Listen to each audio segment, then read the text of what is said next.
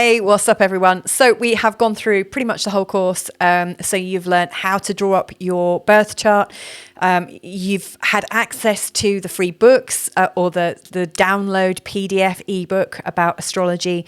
You've learned about the signs. You've learned about the individual houses. You've learned about the planets. You've also started to learn about the aspects. And if you've been looking at the sort of homework or the exercises that I've given you, you'd have started to piece together your own charts and worked out how the key aspects between the planets in the signs in those houses are affecting you. I've also taken you through the 2 videos about looking at the past and looking at the future in your chart and how to use an ephemeris. So really in this video, I'm just looking at the chart of Evelyn and describing how I'm reading it. So I'm reading it as if I'm talking to Evelyn.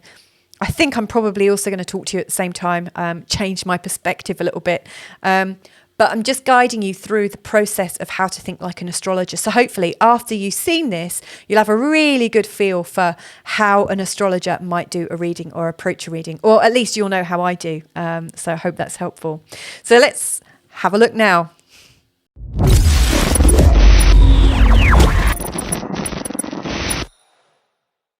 Okay, so let's have a look now at the chart of Evelyn Thomas. So we've been looking at her chart a little bit ever since we started this course. So as you're aware, she's born on the 11th of November 1983 at 19 minutes past 2 in the morning in London, England. Now, she's a fictitious character. I have since actually gone on the internet and found out that there is an Evelyn Thomas who's a famous musician or singer, but it's not the same one. I'd be so surprised if she's got the same birthday and slightly embarrassed actually as well. But anyway, let's have a look at this particular chart. Now, I'm not going to do a full reading, but what I'm going to do is give an example of how I would read a chart. Now, some people, and you might want to follow along with me, I've got my mouse here, which hopefully you can see. Some astrologers use the houses as their guiding point, as they're telling the story of the chart. So they might start off by telling you about your first house, which represents your body. And then they'll talk about how you use your resources, and then they'll tell you about your third house, which tells you about your early education, and they'll go round in quite a formulaic way. Other people might talk to you first about your sun and the place that it's in, because that describes your personality. And then they'll talk about the position of the moon, because that describes your emotions. And they'll also talk about the ascendant and then go through the chart, possibly, with Mercury, then Venus, then Mars, in the order of the solar system. I like to kind of just jump right in, and it's entirely up to you how you do it. For instance, I will usually go, this is why I call myself an intuitive astrologer, because I literally just dive into whatever seems most apparent or most interesting. I do usually start by mentioning where the ascendant is, because I see that as the opening story to the book of Evelyn's life, or your life, or my life. So let's just pretend I'm doing a reading for Evelyn, just so that you get a real feel for how this works. And I'm going to tell you where all the planets are and which sign they're in and which house they're in and what aspect they're in, whilst I'm telling you about it, so that I'm referencing everything. I will probably also describe it as a clock face, because I think it's easy to say, I'm looking at 1 o'clock right now and going to Chiron. And in fact, Chiron isn't a character that you've already heard about. I am going to do a separate video about Chiron. And if you're interested in Chiron, the wounded healer, if you go to Feel Good Astrology on Spotify, there's quite a few kind of mini lectures or lessons about Chiron through the houses and what that might mean. Anyway, let's get cracking. So, and I'm going to talk to this person as if I'm talking directly to Evelyn, okay? So, hi Evelyn, let's have a look at your chart now then. So I see first of all that your rising sign, also known as the ascendant, which is at 9 o'clock on this chart, is in the sign of Virgo. Now Virgo is a sign that is ruled by Mercury, and so that means that Mercury is the ruler of your chart. And so Mercury is a very important planet in your chart. So I'd like to actually start this reading by examining the position of Mercury and the relationship he has with the other planets. So your Mercury is in the sign of Scorpio, and it's showing up in the 3rd house. So if you wanted to have a look at that, that's roughly at 7 o'clock on your chart. Now, Mercury rules the way we communicate and the way we like to learn, and in some respects, how we share, because Mercury is very much about kind of sharing information and sharing education and sharing a communal experience. And in the sign of Scorpio, Mercury is quite intense in the way he communicates. So, for instance, I imagine that when you're communicating with people, that you have a very powerful way of communicating, using powerful words, quite emotional words. You're probably also somebody who likes to create a stir with the things that you say. So, for instance, when you're talking to somebody and you're talking to them about, I don't know, trying to resolve something, an issue that's come up between you, you'll be wanting them to get emotional and to meet you in the place of emotion. And you'll be talking from that place. You'll be very good at triggering other people's emotions in them, in the way that Scorpios do. Scorpio is a sign that is that plumbs the depths. It goes to the depths of our perception, the depths of our soul, and it considers life and death situations and transitions, and it's unafraid to go to places that might make people feel a bit uncomfortable. So in your conversations, you're quite piercing, and for more gentle folk, you might put them off sometimes. You might find that they get a little bit wary, or possibly feel a little attacked when you're having a conversation. However, your Mercury is also in the 3rd house. Now, the 3rd house is very much about the community that you grow up in and the communities that you find yourself in and how you like to share. And the 3rd house is very much about sharing, and it's about a collective experience. And it's also very sort of day to day. And so with your Mercury there, you're also a bit of a chatterbox and somebody who really likes to share everything that you found out. So yes, you might be a bit shocking in the way you communicate from time to time, but the chances are the people around you are aware of that because you are a committed member of, the team or the community. People know who you are. So I think that's kind of interesting. Now, the next thing about Mercury that's worth bearing in mind is that Mercury's in a very helpful position with Mars, and also in a helpful position with the ascendant. Now, Mars is the planet of aggression and drive and vitality and determination. And so Mars really describes your fortitude, your strength, and how you're able to defend things. So I would imagine you're the kind of person that people go to when they need a pep talk, and also the person that people go to when they need to feel protected.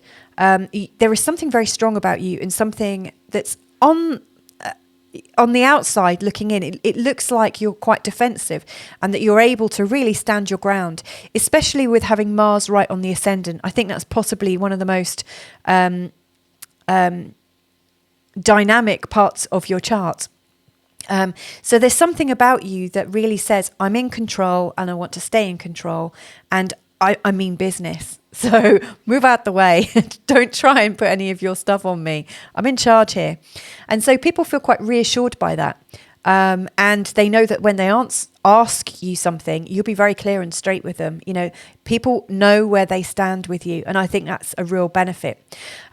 It wouldn't surprise me, given that you've got Virgo rising, and the sort of Virgo energy is very socially minded. It's also found a lot in the charts of people who have a very strong moral compass. So it really wouldn't surprise me if you're the kind of person who stands very strong about the things that you believe in, and the moral judgments and ideas that you have on life.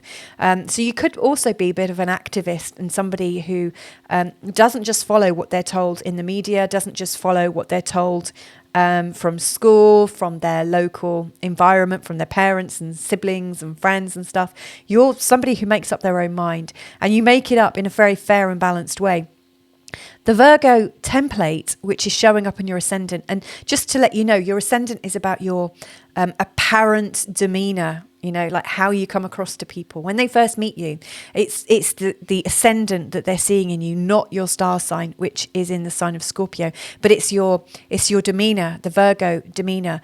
You come across as somebody who's very earthy and very clean and health conscious, and possibly somebody who is conscious of the world and the planet and how it appears. So I think having Mars on your ascendant is actually quite useful. It shows people that even though you have a very strong moral compass, you're not somebody that they can push around. A lot of people who care for things are easily pushed around because they're very considerate. They're kind of apologetic sometimes almost, because they're trying to make the world work. And for a lot of people, they do that by finding balance. You don't need to do that because you know where you stand. So I think that's kind of interesting. Also, with your appearance, given that you've got Mars right on the ascendant, it wouldn't surprise me if you tend to wear quite practical clothes that are useful for any kind of environment. So it wouldn't surprise me if you're based at home and working from home, that you might be in an office looking all smart above, but actually in really sort of casual and strong, like coarse knit jeans or something, and big old boots. To me, it looks like you need to be ready for action, and you've probably got a travel bag or a grab bag or something that you can just sling on your shoulder and make a really fast move. There's some kind of purpose about you when you're moving around. So it's almost like people can almost feel you coming. Your intention is so strong. You've also got Venus on the ascendant, not right on the ascendant, but very, very close. And your Venus is in the sign of Libra. Now, this is very disarming because not only have you got this very strong demeanor, but you've also got some charm. So Venus in the sign of Libra is a very strong indication of somebody who's attractive. That comes up again and again and again, especially when Venus is in a conjunction with the ascendant. Many supermodels and things like that have that kind of iconic beauty that's represented by the Libran sign. And there's a real ability to be able to communicate in terms that endear people to you rather than scare them off. So this is a really interesting combination, that you're a straight talker, but you're able to please people at the same time. I'm not entirely sure how you do it, but I'm in awe of you already.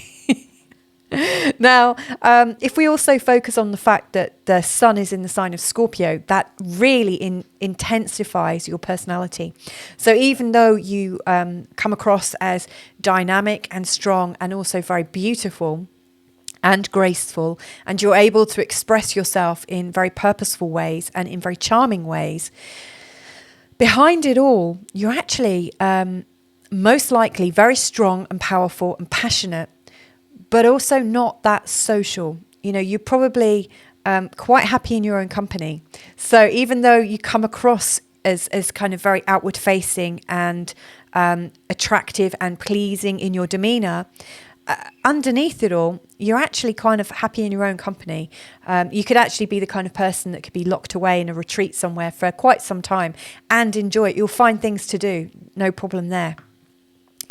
Now, let's focus on the moon for a minute. So the moon is roughly at, say, 5 o'clock in this chart, and it's showing up in the 5th house, and it's in the sign of Aquarius. Now, the moon is our emotions, and it's our ability to feel. It also describes our behaviors that have developed from birth. So it describes how we come to have the kind of instincts that we have. So, for instance, people with the moon in the sign of Aquarius tend to be instinctively very, very good communicators. Now, it usually originates from something from childhood, the need to communicate and the need to understand languages and codes. So a lot of people with their moon in Aquarius are really good at picking up languages and being able to express themselves in excellent ways. They see information in a very kind of non-binary, non-attached way. So, for instance, often with people with a strong moon in Aquarius, they don't need to make things too personal. They don't need to make things over emotional. Even with a Scorpio sun and a Scorpio Mercury, which like lends itself to emotion, the moon in the sign of Aquarius really kind of cancels some of that out. So when you come across these people, they appear to be a bit cool, almost too cool for school. They appear not to be drawn into arguments. So they'll be able to stay fairly balanced and almost analytical, almost logical. It could be almost like having Dr. Spock with you. And I'm actually talking from experience. I've got a few friends with their moon in Aquarius, and also one of my children who has a very watery chart with his sun in Scorpio and his moon is in Aquarius. And he's able to talk very calmly with a maturity beyond his age. And I found that a lot in the charts of people with moon in Aquarius. Now, this one in Evelyn's chart, or sorry, if I'm talking to Evelyn, in your chart, Evelyn, it's in the 5th house. And the 5th house is about the things we give birth to. It's our children, obviously, that we give birth to, but also our projects, our pets, our loves, our first flirtations, our opening gambits into relationships, our first dates. This all comes under the 5th house because it's something that really comes from our sacrum, the womb, the cosmic energetic womb of our body. It's that stuff that is our vibrational intention. It comes forth. So for instance, with your moon there, you're somebody who's deeply creative and somebody who has lots of emotional and deep hobbies. Chances are you've got a thing for music, arts and performing. I'd be very surprised if you don't, especially with your beautiful Venus in the 1st house on the ascendant. There is something of the performer in you and something very creative, because Venus is also a higher harmonic of creativity, and the sign of Libra is also very, very creative. So you've got some very strong creative talents. I must also point out that there is an exact trine between the sign of Venus in the sign of Libra and the moon in the sign of Aquarius. So this exact trine is 120 degrees away from each other. So this is exact. It shows an absolute, really treasured talent, something very special about you and the way you enjoy and play with creativity. Whew. Now, I'm going to come back to this in a minute. The last thing I just want to focus on, because remember, this is just a little example of how I might read this chart. The next thing I'm going to do is just comment on Neptune. And then I'm going to show you something else about doing a reading. So when I'm looking at a chart, I will also make a special beeline for any planets that are in a conjunction with the angles. Now, these are really important planets because the angles they represent parts of our lives that really show shift and change. And this one in particular is about the part of the home, or our home life, our childhood. It's on the cusp of the 3rd and the 4th house. So it is all about our childhood and our upbringing and how we like our homes. Now, Neptune in particular is a planet that is unboundaried. It allows so much emotion and confusion in. It's deeply creative. It's a higher harmonic of creativity, a bit like Venus, only higher still. And it's very non-specific. It's also about higher love, unconditional love.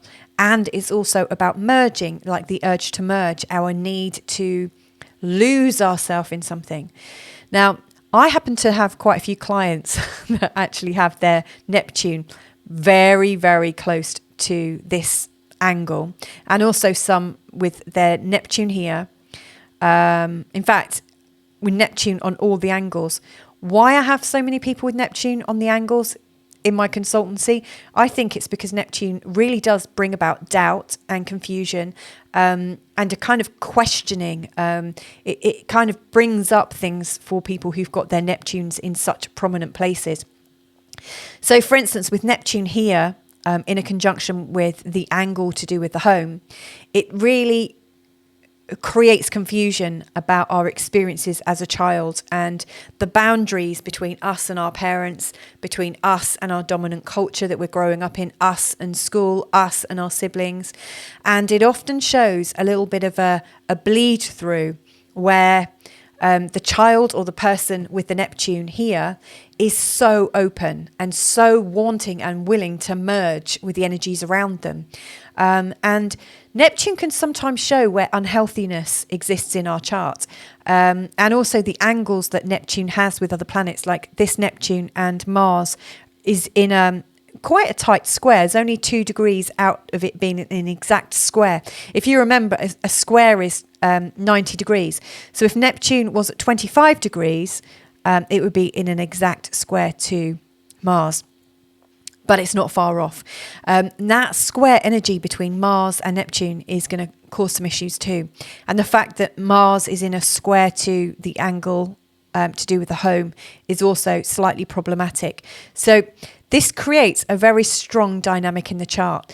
And here's where I want to kind of show you the impact. Now, if I just press here, I'm just going to move my video so you can see it. This little button here, which says with transits, it will bring up the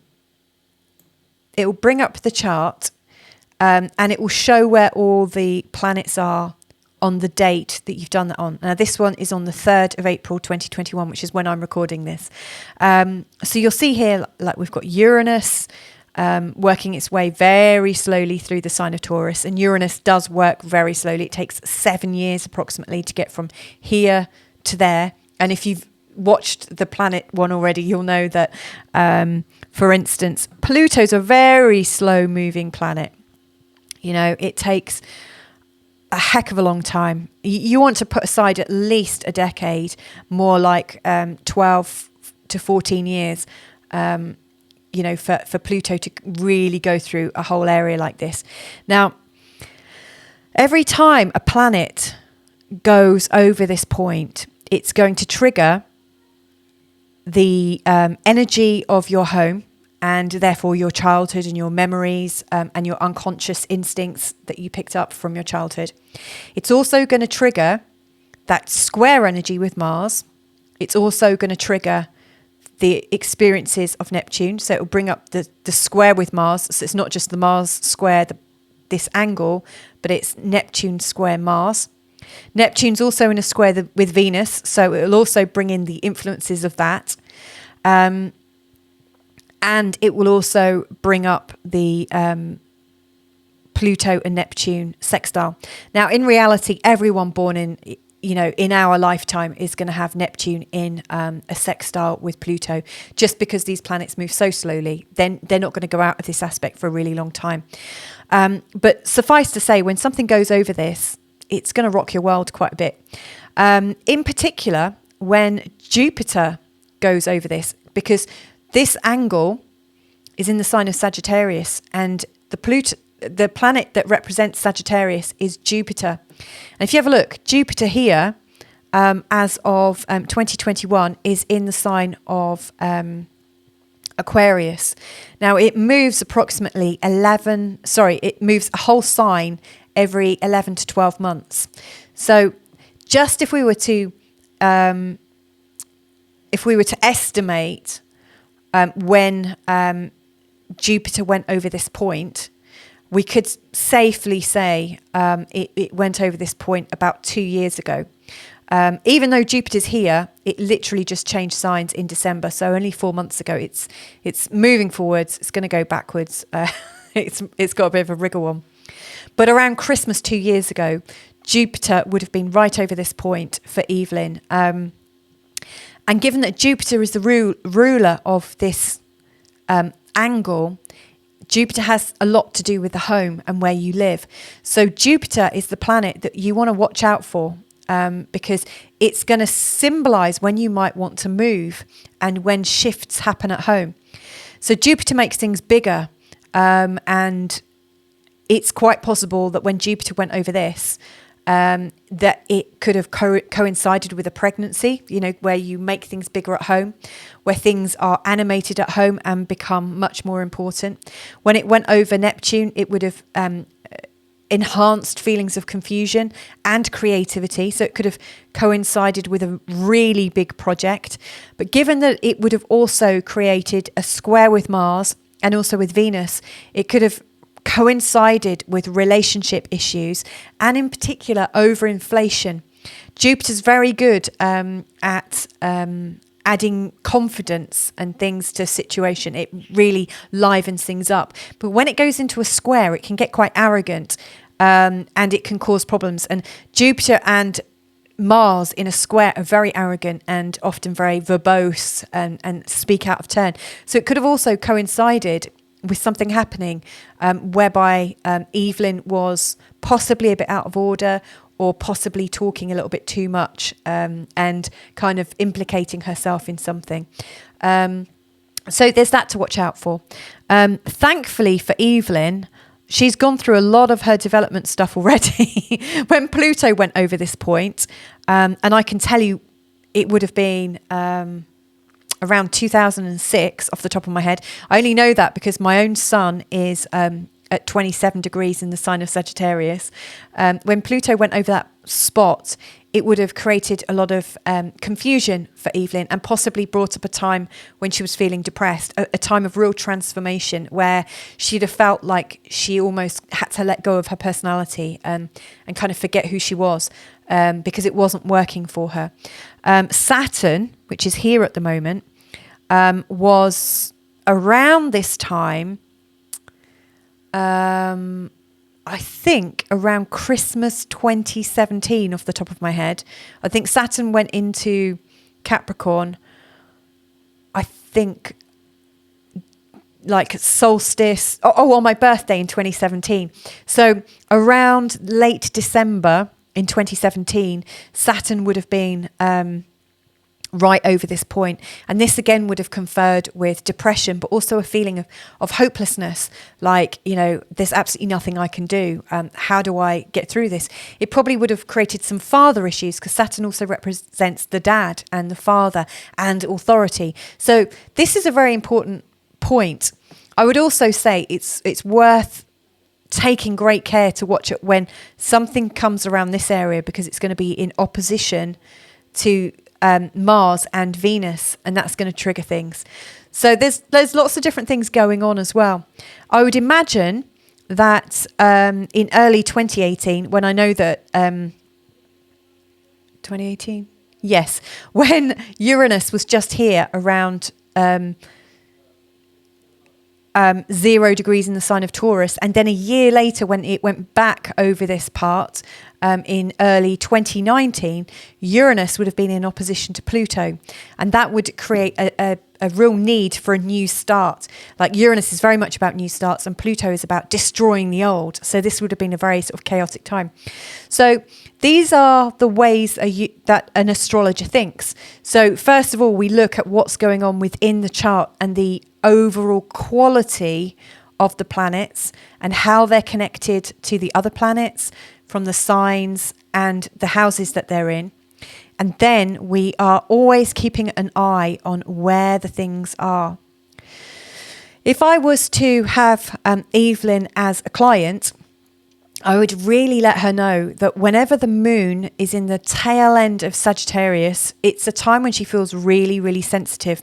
In fact, I would say that when the moon is in the sign of, actually, I would say that throughout the month, Evelyn, this time here, when the moon goes between Scorpio and Sagittarius, it's a time when it'll be like 4.5 days of every month when Evelyn is very sort of on edge and she's going through some very, very big experiences.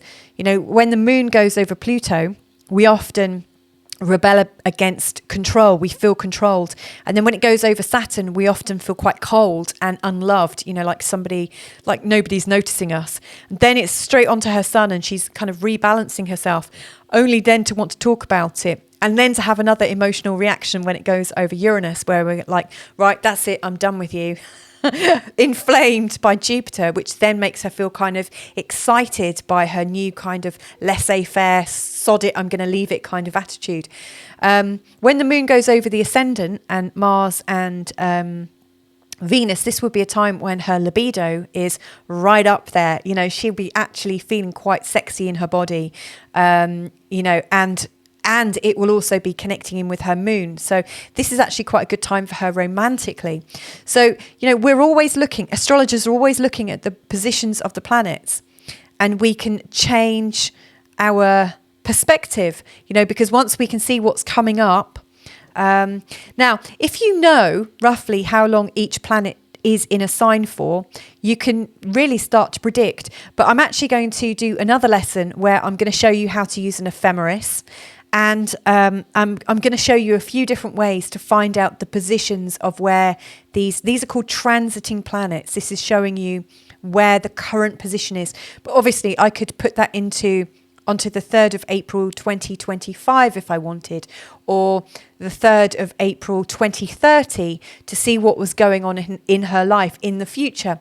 You can also take it back. So if I wanted to examine what was going on for her at 2006, when Pluto would have been over here, and who knows where Jupiter was, because it was a long time ago. But if we go back to like 2006 to see where Pluto is, and then you see the other positions of the outer planets, the slower moving planets, that will describe what she was going through. So it's really, really handy.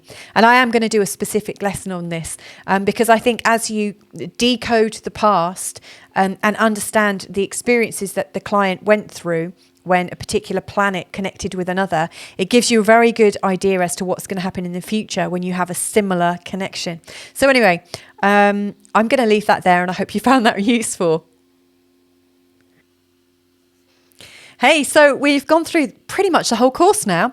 Any extra material that that you see is not part of the course now. We've gone through all the lessons of this course, and what I would absolutely recommend is, where you're particularly interested in something, you just go deeper. So for instance, if you're really fascinated by the way the charts are made, you might want to invest in a book or a short course on how to calculate the charts. In truth, it's almost like a science that's no longer needed because computers will do it all for you in just a second. It's like that easy. However, lots of people still like to do it by hand. Not me, but it's still useful. It's a useful skill to know how to do. If you're really fascinated by the actual star signs themselves, then grab a book that has pages and pages about each star sign, because this is just an intro course to give you the real nuts and bolts, but you can really delve into each sign with so much more information. So for instance, with each sign, they have different things that are associated with them, like plants, herbs, metals, days of the week. They obviously all have a ruling planet. There are also some asteroids that are ascribed to particular signs that they work quite well together. There's also there are also signs that are beneficial for particular planets. So, for instance, whereas Mercury is the ruler of Germany, of Gemini, in some signs Mercury is exalted. And in other signs, Venus is exalted, the moon is exalted. And what that means is when they're in this sign, they are really at their best in their quality. And some of them are in their detriment. So for instance, you can actually look at the quality of how the planet itself expresses it. So for instance, like Mars is very unhappy in the sign of Pisces. It doesn't do very well there. Venus is really happy in the sign of Pisces. She's exalted in that sign. So it's really helpful to know that. And that helps you go deeper. So the more that you look at your chart and the charts of other people, and with these extra bits of knowledge, you're able to go so much deeper. Then there are the houses. Now, we were just using the Placidus house formation, the calculation that showed you where your houses were. Now, if you were to look at Koch, which is Koch, CH, with an S on the end. That's a different calculation to calculate the space between the houses. There's also equal house systems, all sorts of different house systems which change the feel of your chart. You can also change your starting point, like I mentioned in one of the videos, I think the one about houses. So, for instance, you could start, or the signs, in fact, actually, where there is sidereal and tropical astrology. So where is 0 point Aries? Has it actually gone back into the sign of Pisces, or is it still in Aries? It's like resetting your clock. So there's all these different things, and you can learn about more aspects. So I've just taught you about the conjunction, the opposition, the square, the sextile, and the trine. But have you heard of the inconjunct? Or there's also the quincunx, which actually the quincunx and the inconjunct are the same. There's also the semi-square and the semi-sextile, and they're also very useful to use. The quintiles. So there's lots and lots of different angles that you can be using.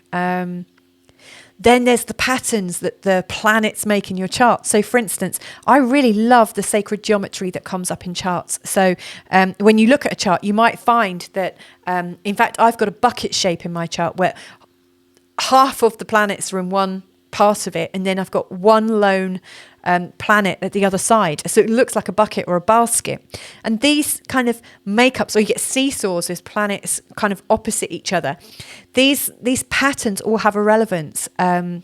So there are so many things that you can learn about. And the way to do it is literally just go to Google and put in your question. I mean, you might not want to use Google, use whichever search engine you feel comfortable with, and boom, put in your question, and I'm sure you'll find what you need to find.